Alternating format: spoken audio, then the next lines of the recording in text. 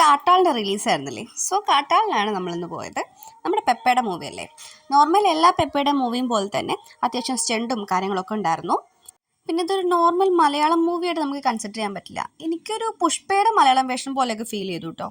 പിന്നെ ഇതിൽ ഹനാൻഷയ്ക്ക് പാട്ട് പാടാൻ മാത്രമല്ലടാ, ഇങ്ങനെയും കുറച്ച് കഴിവുകളൊക്കെ ഉണ്ട്.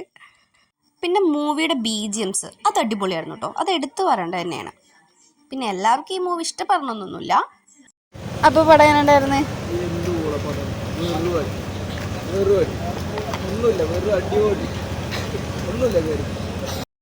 ഇതായിരുന്നു കേട്ടോ അപ്പുവിൻ്റെ റിവ്യൂ.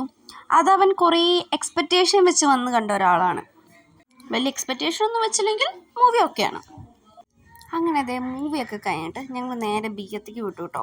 ഇവിടെ റിസർവോയറും ബ്രിഡ്ജൊക്കെ ഉണ്ട്. അപ്പോൾ കുറച്ച് നേരം അവിടെ പോയിരിക്കാൻ വിചാരിച്ചു. ഞങ്ങൾ 2 കൊല്ലം മുന്നേ ഇതേ ഇവിടേക്ക് വന്നിട്ടുണ്ടായിരുന്നു കേട്ടോ.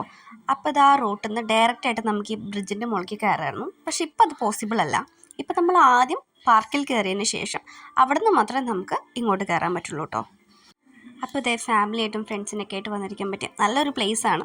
ഇതേപോലെ മൂവി കഴിഞ്ഞ് കുറച്ച് നേരം ഇവിടെ വന്നിരുന്നിട്ട് വീട്ടിൽ പോകും.